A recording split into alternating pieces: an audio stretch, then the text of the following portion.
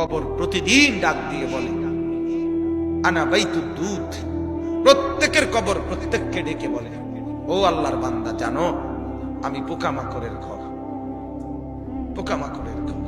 তুমি তো সেই বান্দা যে একটা মশা কানের পাশ দিয়ে উড়ে গেলে তোমার ঘুম বন্ধ হয়ে যায়, চোখ মিলে যায়।